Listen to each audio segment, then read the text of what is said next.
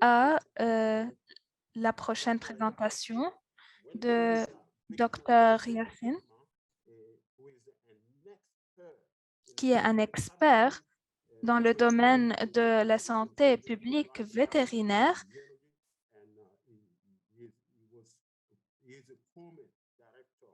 Il est un directeur de la santé, des services de santé publique au Burkina Faso et il travaille maintenant dans l'office régional. Il est un pionnier dans ce domaine. Il a également entrepris des ateliers de travail de coordination, de communication. Il est un expert de la communication de risque. La parole est à vous, docteur. Thank you, Dr. Chible.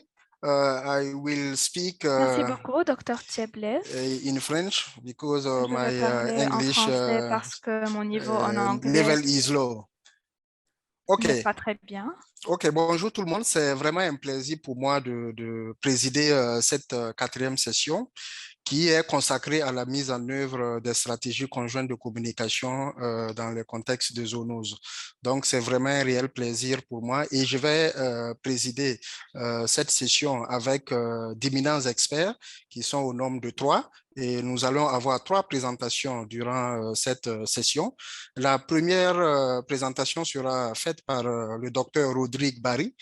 Il est responsable technique de la communication des risques au sein du centre d'urgence à Dakar et il a travaillé en tant que responsable de la communication et du plaidoyer dans le projet vaccin méningite et il est également journaliste au niveau du Burkina Faso. Donc, c'est le premier panéliste que nous allions écouter. Et le deuxième, il s'agit de Dr Mohamed Dou. Il est consultant en médecine communautaire et il travaille pour le développement de la protection de la santé et du contrôle des maladies transmissibles au niveau du ministère de la Santé publique du Qatar. Et il a été également responsable des engagements communautaires dans le cadre de la réponse de la COVID-19 au Qatar. Et Dr Dour a consacré la majeure partie de ses 18 années d'expérience au niveau du contrôle des épidémies et des maladies infectieuses et également à l'engagement communautaire en situation de risque. Le troisième panéliste, il s'agit d'une dame, c'est Dr Catherine Bertrand-Ferrandis. Elle est vétérinaire de formation. Dr Catherine travaille depuis 15 ans dans le domaine de la santé publique, de la communication et des risques et du renforcement des capacités. Elle a été le responsable du département de communication à l'Organisation mondiale de la santé animale de 2013 à 2019.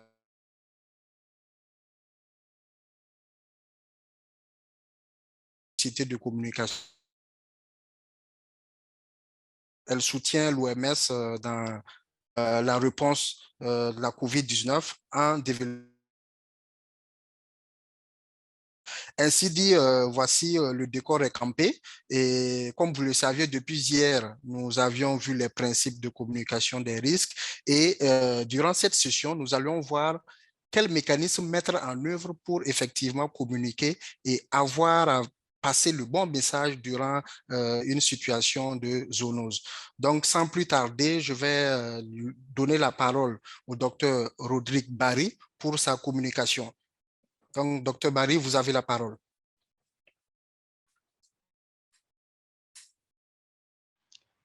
Okay. Good evening, where you are. I'm actually in Algeria. Merci. Salut, je suis en Algérie.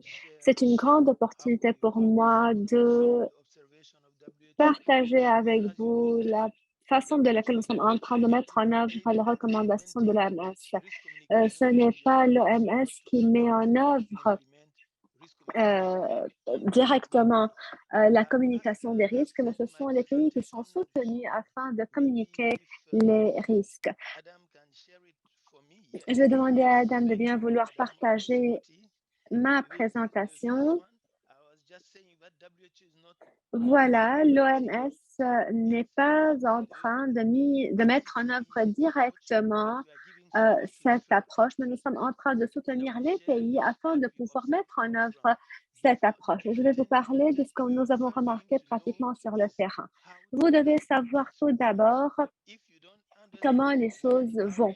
Nous devons comprendre la situation, comment nous pouvons vraiment effectuer la communication de manière efficace et voilà comment nous allons pouvoir bien communiquer. Il est très important donc de savoir communiquer de manière efficace lors des pandémies.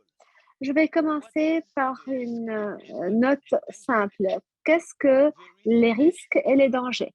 Le risque, disons, vous êtes en train de conduire votre voiture, vous voyez plusieurs signes. Voilà, en bleu, voilà, en rouge. Le bleu veut dire le risque, le rouge veut dire le danger. La communication des risques veut dire que nous devons éviter de tomber dans le danger. Si nous comprenons cela, les choses sont simples. Donc, essayez de rester dans le bleu plutôt que de tomber dans le rouge. Nous sommes en train de parler de la communication des risques. Pourquoi? C'est un aspect très important de notre travail. La bonne communication mène à une bonne riposte, tout comme la surveillance, tout comme l'analyse, l'évaluation. La communication est aussi importante que tous les autres piliers. Il est très important de pouvoir bien communiquer, que nous soyons des médecins, des scientifiques, des personnes travaillant dans différents secteurs. Il est très important de savoir bien communiquer et communiquer en utilisant le langage qui soit compris par les personnes pertinentes, donc par les personnes concernées. Nous devons détenir assez de connaissances afin de pouvoir bien mettre en œuvre les mesures nécessaires en temps opportun. Il est important également de savoir que les choses changent, le monde évolue et pratiquement sur le terrain, la situation évolue rapidement. Voilà, vous voyez ces deux couleurs, le rouge et le vert. Ce qui est recommandé en termes de communication de risque et d'approche de communication de risque est d'avoir des esprits récepteurs, si nous pouvons le dire, ou réceptifs. Avant, on disait, vous devez faire cela, vous devez faire cela, vous devez utiliser ce message ou celui-ci comme canal de communication. Mais au fait, le plus important est de vraiment créer des esprits, d'avoir des personnes qui sont prêtes à comprendre ce que nous sommes en train de dire. Deuxièmement, avoir une communication à deux voix, si nous pouvons le dire. Ensuite, aider les personnes à comprendre les différents conseils. Nous voulons que les personnes entendent les messages, mais nous devons également inclure les gens dans la communication. Donc, nous devons soutenir également les gens pour qu'ils puissent vraiment comprendre ce que nous sommes en train de leur demander. Donc, nous souffrons, par exemple, d'un manque d'hygiène. Parfait, mais est-ce que nous sommes vraiment en train de les aider à préserver leur hygiène? Il ne suffit pas de transmettre un message sur ce que les gens doivent faire, mais nous devons aider les gens à avoir un esprit ouvert, à dialoguer, à communiquer. Nous devons pouvoir entendre leur voix et puis faciliter, si nous pouvons le dire, la compréhension des différents conseils que nous leur présentons. La communication des risques veut dire 4 choses. Avant de parler de la confiance, nous devons comprendre les valeurs. Nous ne pouvons pas intervenir dans une communauté sans savoir quelles sont les valeurs de cette communauté. Et si nous connaissons les valeurs, nous saurons ce que nous devons faire, ce que nous pouvons faire et ce que nous ne devons jamais faire. Autre chose, nous devons également travailler avec des personnes crédibles sur le terrain. L'on dit que si on veut vraiment entrer dans une communauté, nous devons travailler avec le chef de la communauté, avec des personnes dont en lesquelles ces communautés ont confiance. Mais nous devons également savoir vraiment si cette personne a assez de crédibilité dans la communauté. Si cette personne manque de crédibilité, ne perdez pas votre temps, cherchez des personnes qui ont assez de crédibilité. Dans la communication, le message n'est pas le plus important parce que le messager est aussi important que le message. La personne qui transmet le message est aussi importante que le message lui-même. Nous devons en outre avoir des informations techniques. Voilà pourquoi nous avons besoin de la contribution des experts. Nous devons inclure les personnes qui ont assez d'expérience, dans ce domaine afin de bien gagner la confiance de la communauté. Et sans confiance, nous ne pourrons rien faire. Donc, soutien mutuel, bonne communication, des informations techniques. La communication des risques inclut 5 domaines. En tant que personne basée à Dakar, au Sénégal, et je travaille bien sûr dans le centre d'urgence, nous avons remarqué que pas tous les pays savent quels sont les 5 domaines. Tout d'abord, nous devons avoir un système mis en place. Sans un système mis en place, il sera impossible d'avoir une bonne communication des risques. Il sera impossible d'organiser cela sur le terrain. Si vous posez des questions aux pays, ils vous diront oui, nous avons un directeur, mais nous n'avons pas assez de personnes formées. Il n'y a pas de plan, il n'y a pas de système. Le système n'est pas financé, le plan n'est pas financé. Voilà comment nous remarquerons que lors de la pandémie, lors du problème, ces personnes-là ne sauront pas agir. Autre domaine, lors de la communication des risques dans les situations d'urgence, nous avons besoin d'avoir une bonne coordination interne et des partenaires pour pouvoir vraiment effectuer une bonne communication des risques en cas d'urgence. Il y a plusieurs bailleurs de fonds, plusieurs parties prenantes, il y a plusieurs partenaires et nous devons bien pouvoir coordonner et coopérer avec tous ces partenaires. Sinon, nous aurons des informations différentes transmises sur la radio, sur la télévision et ailleurs. En pratique, sur le terrain, après avoir évalué près de 22 pays en Afrique centrale et en Afrique de l'Ouest, et que les pays sont déjà experts en la communication publique, l'utilisation des réseaux sociaux, des différents canaux de communication. Près de 60% des efforts déployés sont déployés dans le domaine de la communication publique. Mais ce que nous attendons vraiment des pays en termes de communication des risques est d'investir davantage dans l'engagement communautaire. Donc, voilà pourquoi j'ai mis cette case en rouge. Les gens ont besoin d'investir davantage dans l'engagement de la communauté parce que ce sont les communautés qui sont affectées, ce sont les personnes qui sont en train de perdre leur vie. Et si nous effectuons une communication publique sans vraiment aider les personnes qui sont les plus affectées, nous allons perdre la confiance de ces personnes-là et ces personnes-là ne vont plus nous suivre. Autre question importante, les perceptions, les rumeurs et les fausses nouvelles. Et comment gérer ces fausses nouvelles, ces perceptions et ces rumeurs? Si les pays peuvent vraiment investir davantage sur l'engagement communautaire et sur la gestion des rumeurs, je pense que les chiffres seront différents et l'approche sera différente et bien appliquée, bien mise en œuvre. Je voudrais mettre l'accent sur l'engagement communautaire parce que c'est l'engagement de la communauté qui est essentiel lors des pandémies, lors des maladies et lors de différentes situations, des épidémies, des pandémies ou autres. Tout d'abord, communiquer en temps opportun et promouvoir la transparence. Si vous n'êtes pas transparent avec la communauté considérera que vous n'êtes pas vraiment source de confiance. Alors, vous devez pouvoir entendre la communauté, écouter la communauté, comprendre les préoccupations de la communauté avant de planifier pour pouvoir vraiment gagner la confiance des personnes concernées. Nous devons également être justes avec la communauté parce que les gens sont en train de souffrir.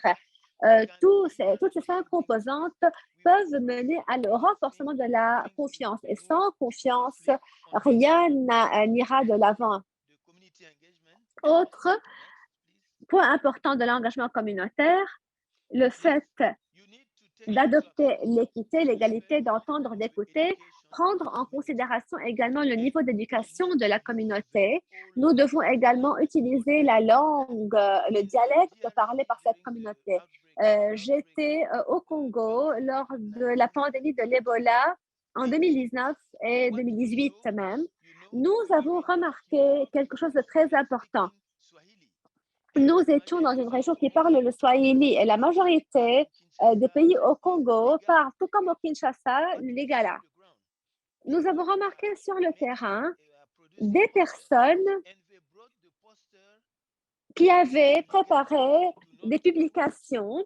Nous avons traduit ces posters, ces publications donc en Swahili et en toutes les langues locales causées par les communautés. Il est très important de comprendre le niveau d'éducation, oui, mais également le langage, la langue parlée par la communauté, le dialecte même, et avoir également des communications effectuées à travers des canaux qui sont vraiment source de confiance pour les communautés.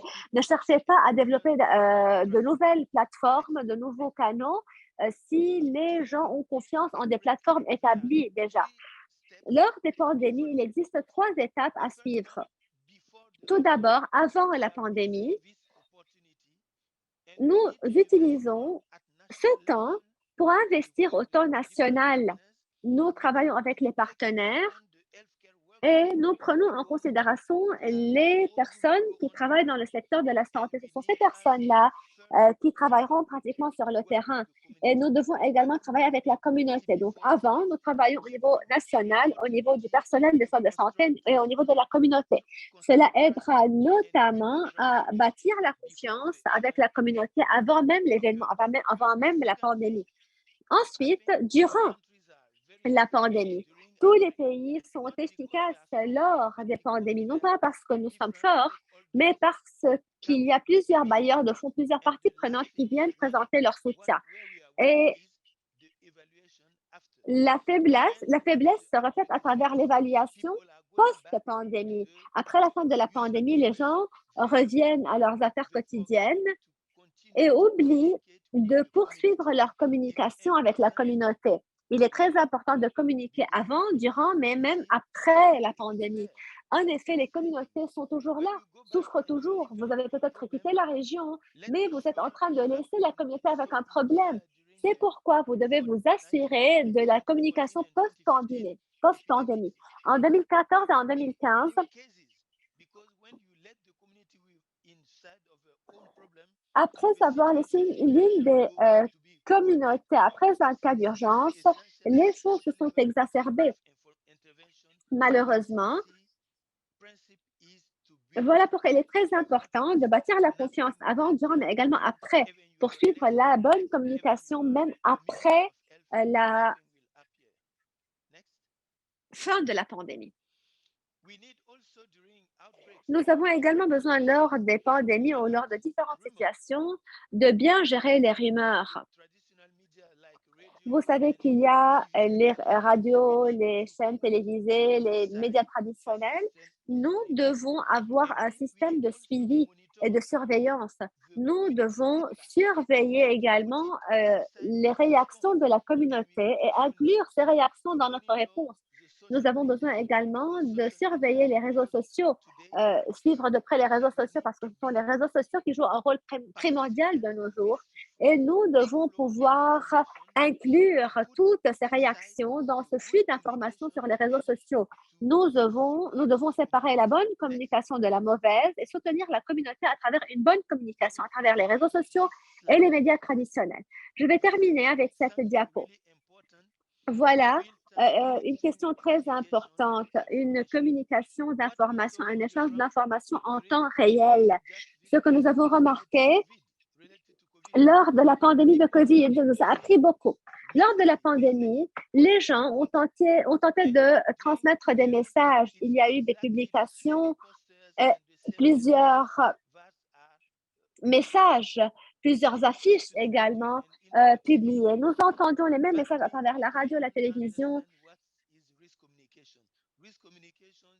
Mais au fait, le plus important est d'échanger les informations. Il se peut, par exemple, qu'une information publiée ce matin soit différente que l'après-midi parce que la pandémie évolue. D'où l'importance de comprendre cela. les pandémies sont parfois en évolution rapide, d'où l'importance de transmettre les informations en temps réel. Il est très important de pouvoir communiquer les risques, de travailler de manière efficace, mais de communiquer les informations en temps opportun. Nous devons tout d'abord bâtir la confiance, prendre les perceptions en considération. Si vous ne comprenez pas les perceptions des communautés, vous allez produire des messages erronés. Vous allez mettre en œuvre des activités qui ne seront pas complètement convenables aux communautés, des activités qui sont faibles. Et il est très important également d'être empathique, d'avoir de l'empathie envers les autres. Et si vous ne ressentez pas cette empathie, vous devez revoir votre position. Donc, vous devez avoir assez d'empathie envers les autres. Si j'étais moi qui vivais dans cette situation, quelle serait la forme de ma vie? Comment serait ma vie? Et enfin, le renforcement des capacités. Nous devons renforcer les capacités des communautés. Ce sont les communautés qui travaillent, où nous devons travailler avec les communautés au début et à la fin, et tout au long du parcours. Merci. Merci bien, Dr. Barry, pour cette excellente présentation. Je ne sais pas si je l'avais dit lors de l'introduction, mais Dr. Barry est journaliste, ce qui se fait ressentir à travers cette présentation, parce que les termes sont très bien utilisés et bien clairs. Donc, Dr. Barry est revenu sur l'importance de choisir avec qui communiquer. Donc, il faut vraiment choisir les personnes crédibles et également choisir les bonnes personnes pour transmettre l'information. Donc, c'est vraiment un élément capital qu'il faut tenir en compte en communiquant ou en situation de pandémie. Également, il a parlé aussi de la langue. Il faut effectivement utiliser la langue, je dirais vernaculaire, la langue de la localité pour pouvoir bien communiquer avec les communautés qui sont vraiment concernées par la situation. Et au lieu de créer d'autres canaux de communication, certes, il y a déjà des canaux existants, donc on peut facilement s'appuyer sur ces mêmes canaux pour diffuser les informations qu'on veut adresser à la communauté. Et il a également évoqué l'importance des réseaux sociaux présentement qui constituent vraiment un facteur, je dirais, important en termes de communication parce que tout le monde a accès à ces réseaux sociaux. Donc, il faut vraiment s'assurer que c'est la vraie information qui est véhiculée dans ces réseaux sociaux. Vraiment, merci infiniment, Dr. Barry, pour cette présentation qui est vraiment claire et vraiment succinct. Donc, nous allons passer maintenant à la deuxième présentation qui sera faite par un docteur Mohamed Nour. Voilà, donc, docteur Nour, vous avez la parole. Yeah, thank you very much, the organizers. Merci beaucoup. Permettez-moi de remercier les organisateurs. Permettez-moi de remercier tous les participants. Merci d'avoir assisté à cette séance très importante qui tombe à pic. Je voudrais remercier également Dr. Barry qui a beaucoup facilité ma tâche. Il a déjà présenté plusieurs informations très importantes et je vais bâtir sur tout cela. Donc, je vais partager avec vous mon écran, notamment mes diapos. Je ne vais pas rentrer dans ces détails d'introduction concernant l'importance de la communication. Comme vous le savez, la communication des risques est l'un des piliers essentiels. Cela est très important pour pouvoir aller de l'avant. Nous vivons dans un monde où les risques deviennent de plus en plus élevés, où les gens ont davantage de ressources pour devenir mobiles, donc plus de mobilité, plus de développement. La migration a augmenté. Nous remarquons la mondialisation, les différentes tendances qui ont aidé à exacerber, si nous pouvons le dire, les risques. Voilà pourquoi nous mettons aujourd'hui l'importance des IHR 2005. Cela aide les gens à renforcer leurs capacités, avoir davantage de ressources de suivi, de surveillance, suivre de près la situation en temps opportun, détecter les menaces, gérer les risques et même parfois communiquer et coordonner même à travers les frontières nationales. Parce que nous savons que les risques de nos jours ne sont plus limités à certaines frontières des pays. Donc, il est très important également d'avoir de bonnes façons pour diagnostiquer la situation, d'évaluer les risques, de communiquer les risques également, d'inclure la communauté, parler même de l'importance des mesures d'intervention comme la vaccination peut-être, la distanciation et les autres mesures. Et voilà ce qui s'est passé même durant la pandémie de COVID-19. Je n'ai pas passé dans le détail, je n'ai pas rentré dans le détail de cette diapo parce que mon collègue a déjà parlé de tout cela. Mais je voudrais parler notamment de cela, la communication des risques durant les crises d'urgence, CERC, Crisis Emergency Risk Communication. La communication des risques est axée autour des experts, des décideurs et des communautés. Donc, ces trois piliers sont très importants. Pourquoi? Quelle que soit la source de la menace, quelle que soit la source du risque,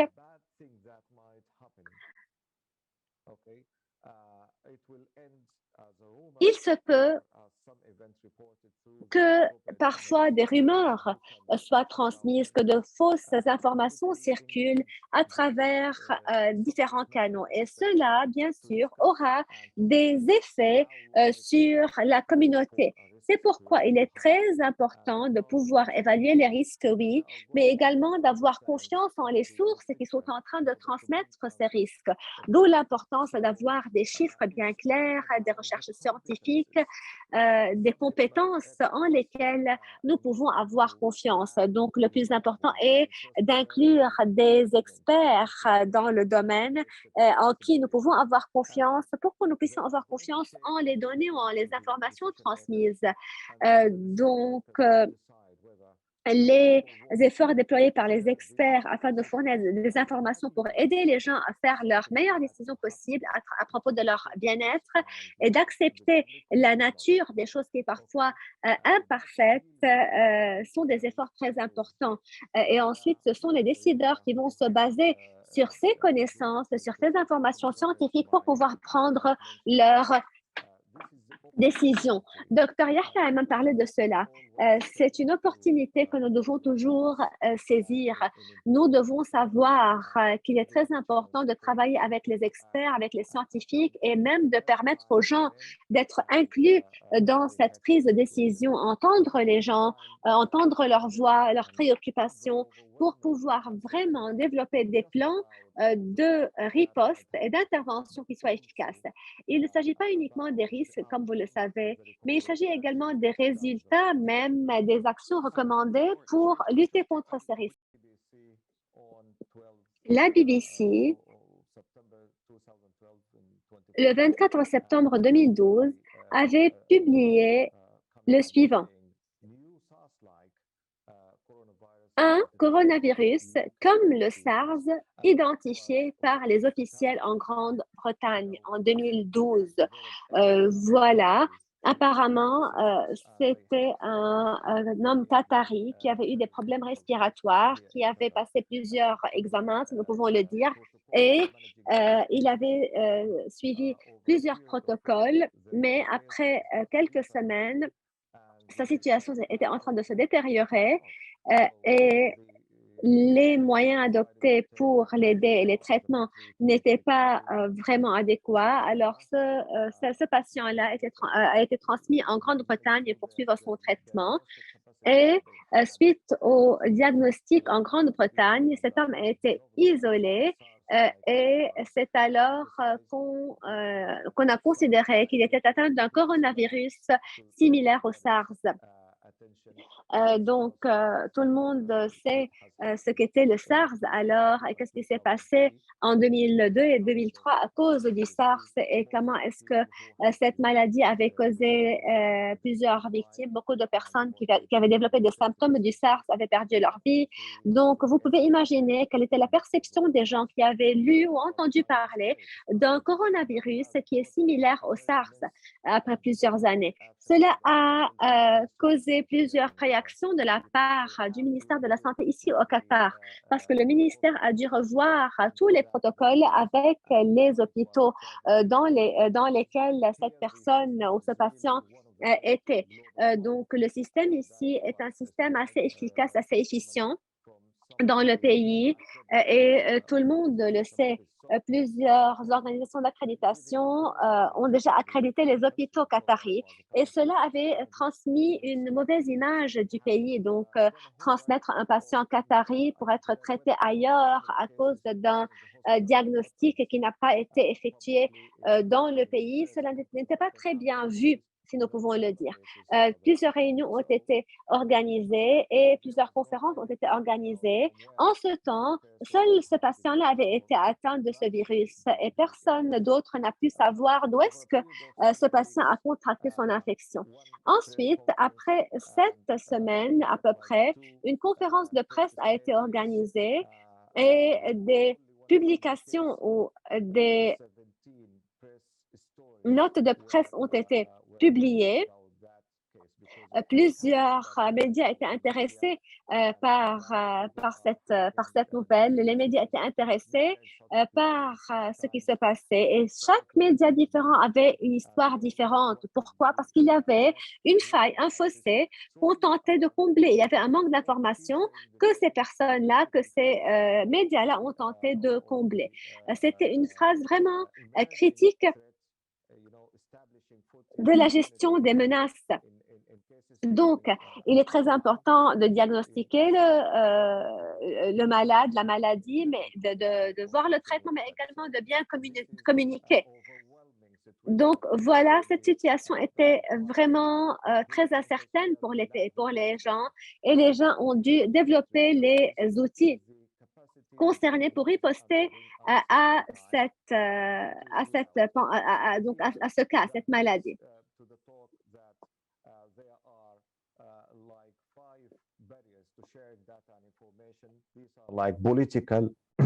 Donc, nous avons 5 barrières contre le partage d'informations, qu'elles soient politiques, administratives, régulatoires ou même des problèmes logistiques.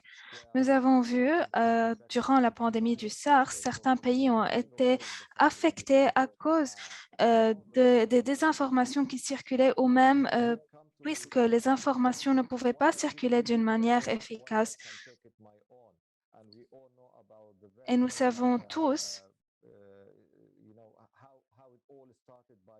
comment cette épidémie a commencé avec un seul pays qui a identifié le premier cas et lorsque cette nouvelle découverte a été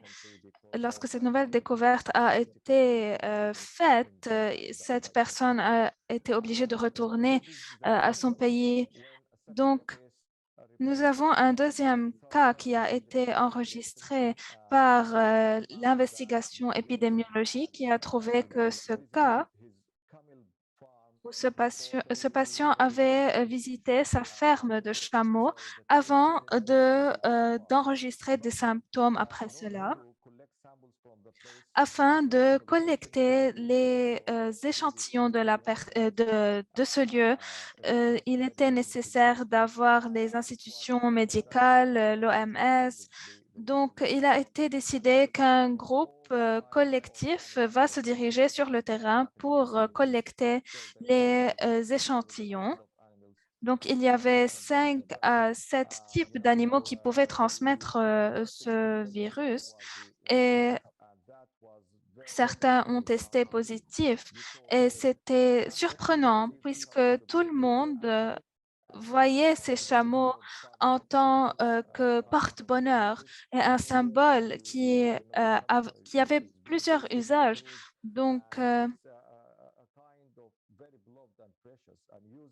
C'est un animal très précieux, très aimé dans le pays et ils sont un pilier et une composante importante du commerce. Donc, il est difficile de blâmer ces chameaux pour cette maladie qui est létale. Malheureusement, ou heureusement, je ne suis pas sûre, mais les chameaux n'avaient aucun symptôme.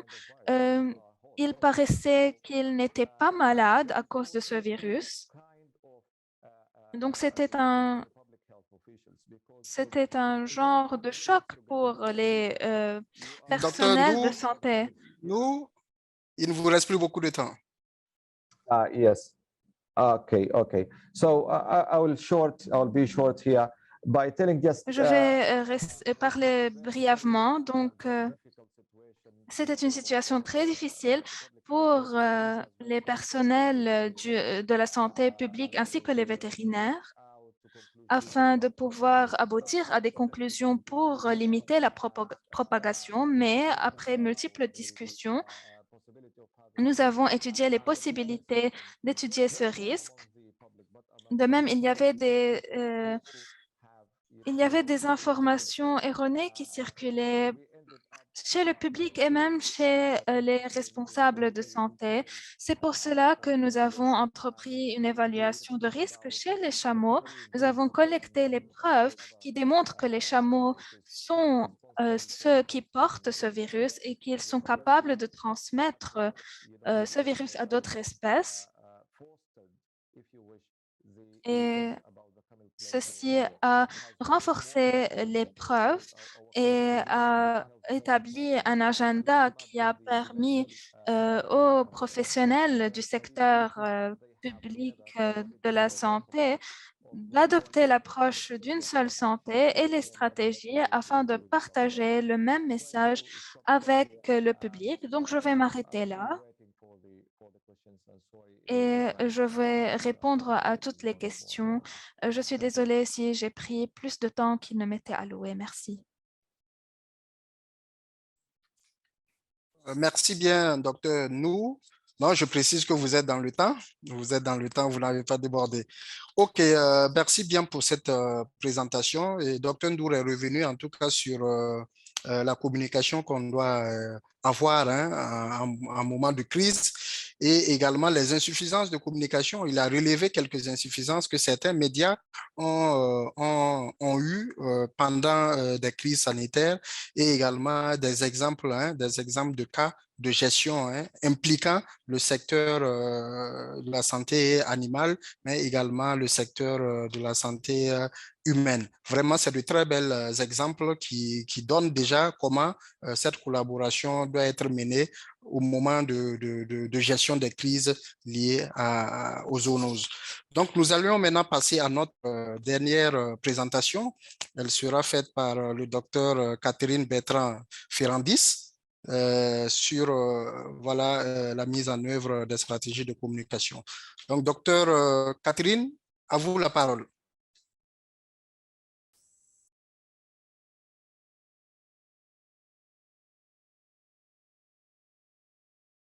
Docteur Catherine, votre micro est fermé. Thank you. Je disais bonjour et merci pour l'introduction et que j'allais and I'm now on.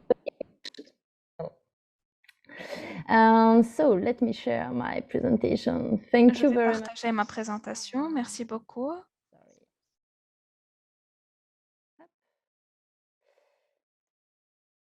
Sorry. Excusez-moi.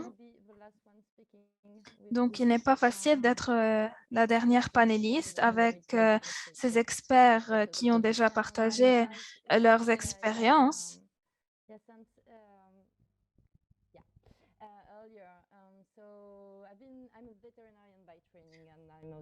Donc, je suis vétérinaire et journaliste. J'ai travaillé durant 15 années dans le domaine de la communication de risque et la santé publique au niveau de la santé animale et la santé humaine. J'ai travaillé avec l'Organisation de la santé animale, qui est aujourd'hui l'OMSA, AH en anglais. Et nous allons aborder comment vous pouvez avoir des stratégies de communication de risque qui sont efficaces sur le terrain. Je ne vais pas répéter ce que mes collègues ont déjà mentionné, mais je vais vous donner 4 conseils que j'ai appris durant ma carrière, puisque puisque c'est un domaine assez particulier. Vous devez vous engager avec plusieurs parties prenantes et partenaires. Vous devez communiquer avec eux, entreprendre des négociations et garder cette cohérence. Je ne vais pas répéter l'importance de la cohérence durant la communication concernant les maladies zoonotiques. Et nous devons aborder ces genres multiples d'audiences qui ont des objectifs sectoriels différents, des catalyseurs, des moteurs, des barrières, des contextes différents. Lorsque nous parlons d'infirmiers ou d'éleveurs, il y a des contextes différents et nous avons des plateformes multiples qui sont disponibles en ligne et hors ligne où les personnes peuvent partager les informations ensemble.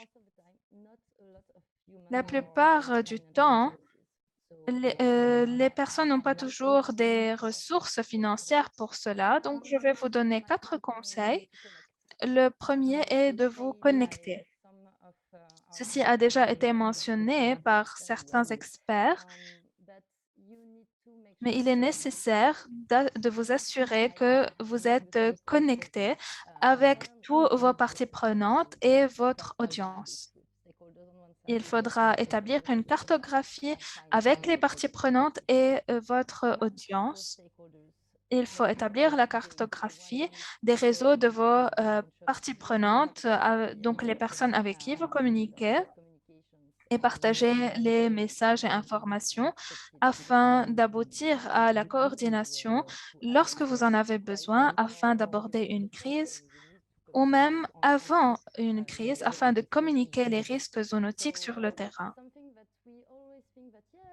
Nous pensons toujours que oui, j'ai déjà la cartographie de mes parties prenantes, je n'ai pas besoin de le faire, mais il est nécessaire que vous joigniez les forces de tous et il faudra trouver et clarifier qui sont vos parties prenantes, qui sont vos partenaires afin de gagner du temps et de connecter avec eux, de vous connecter avec eux et d'aboutir à la coordination durant les moments de paix parce que durant les moments de crise, cela sera très difficile. Nous parlons également de collègues. Durant la session précédente, la confiance a été soulignée par mes collègues et en tant que la composante principale dont nous avons besoin pour une communication de risque efficace, cette confiance doit être renforcée avec vos parties prenantes, non pas seulement avec votre audience, avec vos parties prenantes différentes, puisque c'est un domaine où vous allez avoir des sujets différents que vous allez aborder, des environnements, des organisations différentes. Donc, il faudra vous connecter avec eux, ce qui est extrêmement nécessaire.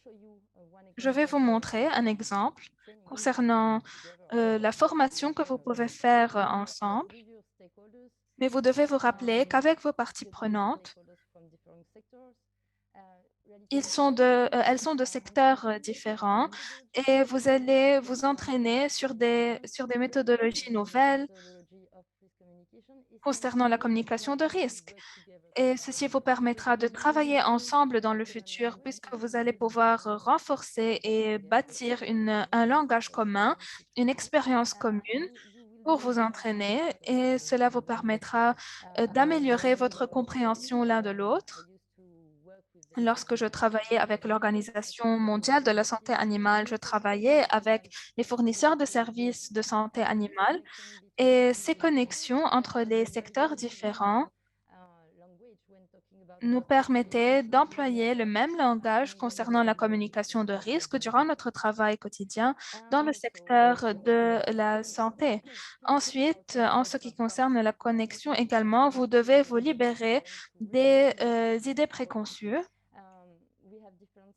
Nous avons des secteurs différents, mais certains réseaux sont inhabituels et ils peuvent être extrêmement efficaces, même si vous n'avez pas les mêmes objectifs dans certains domaines concernant la santé animale, humaine ou environnementale.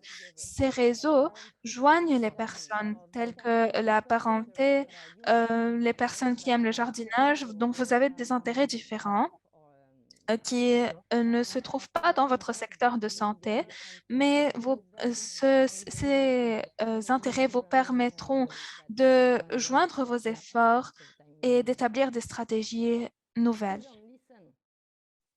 Ensuite, vous devez écouter.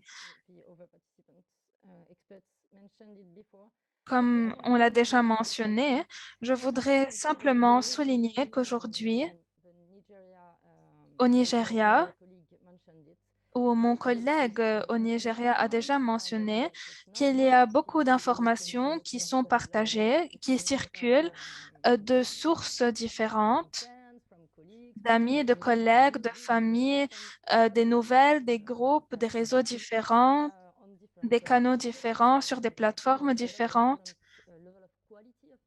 Et nous avons des qualités différentes des informations qui peuvent être exactes, mais des informations déjà obsolètes, ou nous avons des désinformations et des informations erronées qui peuvent causer des dommages et avoir un effet néfaste et peuvent impacter la confiance entre les autorités et vos parties prenantes. Donc, vous basez surtout sur ce que vous connaissez. Et aujourd'hui, nous avons beaucoup d'informations, une saturation d'informations qui ne vous permet pas de voir et d'accumuler les informations adéquates. Donc, dans ce contexte, l'un des conseils les plus importants que je vous donnerai, c'est que vous avez deux oreilles, deux yeux, mais une seule bouche. Donc, il faut que vous écoutiez plus d'une manière assez continue et cohérente, puisque vous devez avoir un système établi afin de pouvoir surveiller et écouter vos communautés et vos secteurs différents et les représentants de ces secteurs. Vous devez aborder deux questions concernant ce vide d'information, puisque lorsque vous avez des failles d'information, les rumeurs peuvent circuler plus. Et lorsque les rumeurs commencent à circuler, vous ne pouvez pas dévoiler la réalité d'une manière facile. Donc, vous devez faire cela lorsque vous détectez une faille et vous pouvez aborder cela afin que la rumeur n'ait pas de temps pour circuler. Mon collègue au Qatar a déjà mentionné ce qui pourrait arriver si nous avons ce vide d'informations chez le public. De même, il faut vous rappeler que ces informations ne circulent pas simplement en ligne. Les réseaux sociaux sont très importants, sont variés, mais vous devez également savoir ce qui a lieu hors ligne, puisque vous avez besoin de vous assurer que vous écoutiez vos communautés qui ne sont pas connectées en ligne. Et Katrina a déjà mentionné durant le début de la session, mais vous devez vous assurer que vous avez des outils d'évaluation de communauté rapides afin de pouvoir disséminer votre riposte en temps de crise. Et il faut avoir une connaissance de base fondamentale. Il y a des moteurs et des barrières différentes, et vous savez cela. Nous parlons de l'approche Une seule santé et nous avons abordé les mêmes exemples qui n'ont pas tous les mêmes moteurs et les mêmes barrières. Donc, afin de comprendre qui sont ces personnes et ces communautés et de quoi ont-elles besoin, vous devez vous baser sur vos outils, vos canaux et adopter une méthode pour vous engager avec eux. Et je vais vous montrer un exemple concernant cela. Enfin, Nous n'avons pas tous les mêmes expériences en ligne. Vous devez savoir que notre expérience sur les réseaux sociaux est différente. Je n'ai pas les mêmes réseaux sociaux que vous, tout comme nous avons des maisons différentes. Donc, nous allons voir des choses différentes, ceci en se basant sur nos données personnelles qui sont en ligne. Donc, vous devez produire des matériels qui peuvent être dupliqués par les personnes d'une manière facile, puisque lorsque nous prenons vos messages et nous les mettons dans nos canaux et notre manière de communiquer, nous allons pouvoir partager ces informations avec nos familles. Donc, n'hésitez pas à produire des matériels qui peuvent être reproduits. 3, soyez engagés. Et ici, je retourne à ma notion de travail, et de coordonner ensemble, collaborer. Je vais vous montrer un des exemples des méthodes que je recommande. Vous pouvez voir sur l'écran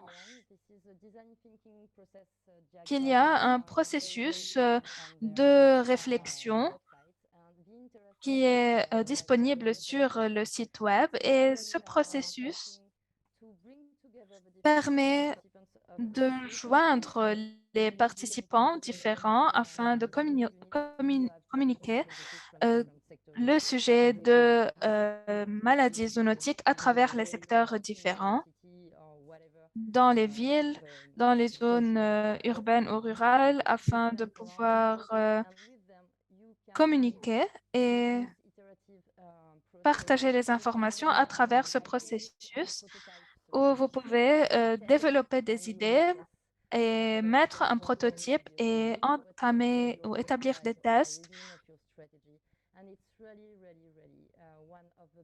Et c'est l'une des meilleures manières de vous assurer que la personne humaine est au centre de votre stratégie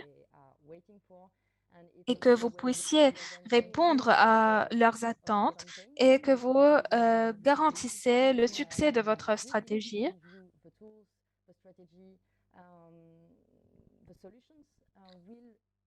Les solutions doivent être efficaces. Vous avez des références à la fin de ma présentation. Je ne suis pas sûre combien de temps j'ai encore, donc je passe au diapo suivant. Ce conseil est que vous vous amusez. Personne ne me l'a dit auparavant, mais il est extrêmement important puisque le rire fait part du langage universel. Et lorsque vous employez le rire et la bonne humeur avec les étudiants, ceci améliore leur performance puisque ça attire l'attention durable et renforce la participation et la motivation. Donc, je ne dis pas que ces thèmes sont toujours amusants, ils sont plutôt sérieux, mais il faut nous amuser lorsque nous travaillons avec nos parties prenantes, lorsque nous entreprenons nos activités, lorsque nous faisons ces activités de simulation, de formation collective, afin de pouvoir créer ces communautés qui vont vous permettre de partager des informations ensemble, un langage commun, une manière de travail commune, des références communes. Donc, sur votre écran, vous pouvez voir des campagnes qui ont été déclenchées et développées dans l'Organisation mondiale de la santé animale et vous pouvez voir qu'elles sont plutôt amusantes puisque vous pouvez voir que la poule, par exemple, vous pointe du doigt. Et donc, ça vous donne le point de vue du secteur de la santé animale et autres secteurs également. Ces campagnes ciblent les éleveurs et d'autres audiences également. Donc, je ne dis pas que vous devez dupliquer ces campagnes, mais Vous pouvez voir, par exemple, ici, les animaux qui parlent avec les personnes humaines afin de continuer ces efforts et pour garantir la santé animale. Donc, ces campagnes ciblaient les audiences adéquates. Donc, n'ayez pas peur, n'hésitez pas de façonner vos campagnes pour qu'elles soient adéquates à votre audience. Et il y a plusieurs sujets que vous pouvez employer. J'espère que je n'ai pas pris beaucoup de temps. Sur ce diapo, vous allez voir les sources différentes où vous pouvez avoir plus d'informations concernant la méthodologie de communication de risque que vous pouvez employer.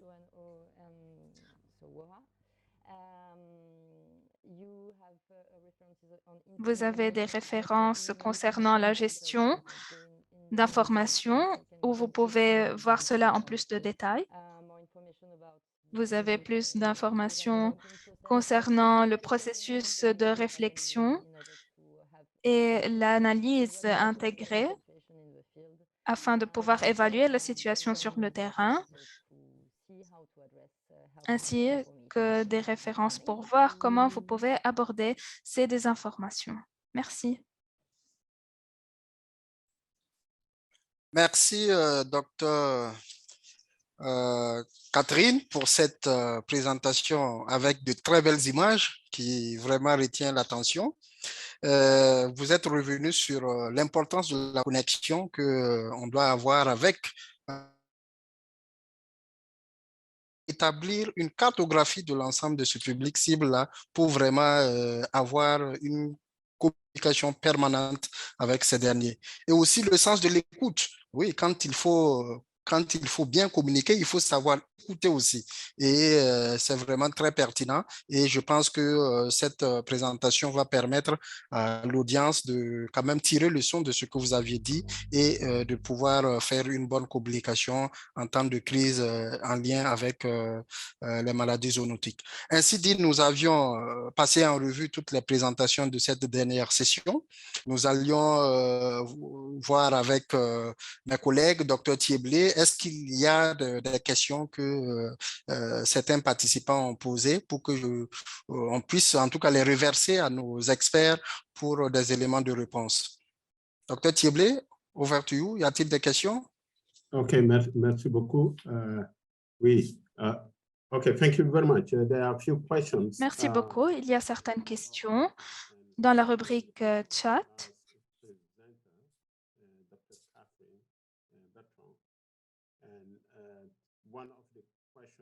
L'une des questions posées est quelles sont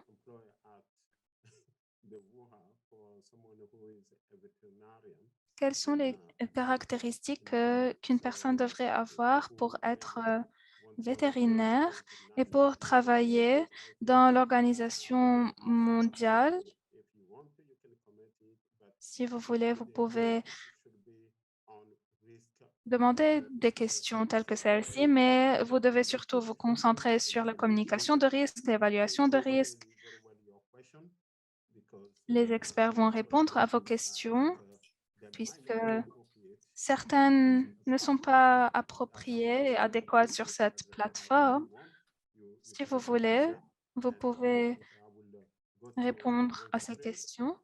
Et je vais passer maintenant à Rodrigue. Il y avait une question.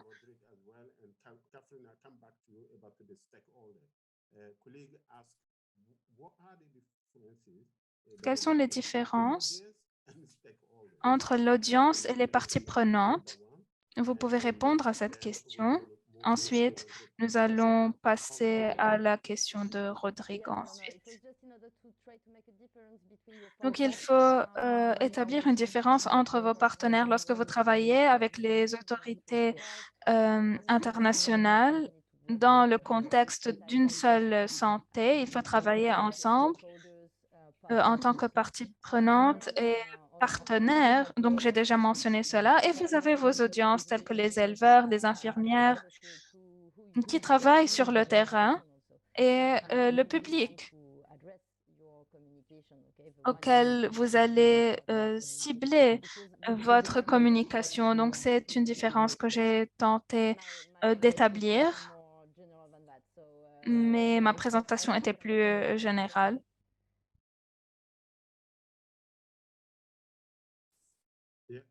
Okay, thank you very much. I just Merci beaucoup.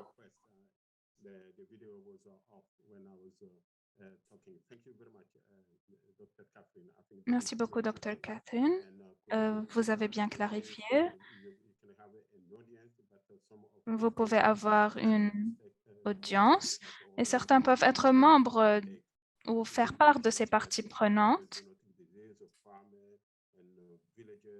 dans le contexte des maladies zoonotiques. Nous avons les éleveurs. Tout le monde est une partie prenante.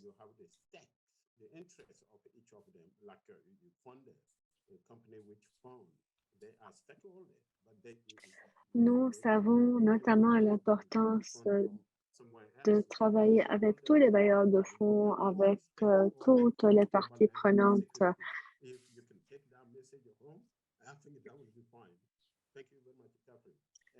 Je vous remercie, Catherine, de votre réponse. Rodrigue, une question, je pense, a été posée également. So Rodriguez had to catch a plane. He's had to leave the meeting. But if you could call the question out anyway, just so people can hear what the question was, that would be great. But he's not able to respond.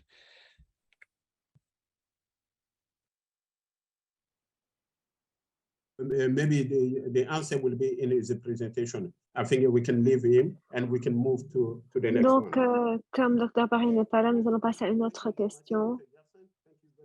Oh, l'autre panel. Donc, je voudrais remercier tous les collègues, le modérateur. Je voudrais remercier tous les intervenants, Dr. Marie-Rodrigue Mohamed Nour et Catherine Bertrand-Ferrandis. Nous allons passer directement à la séance suivante.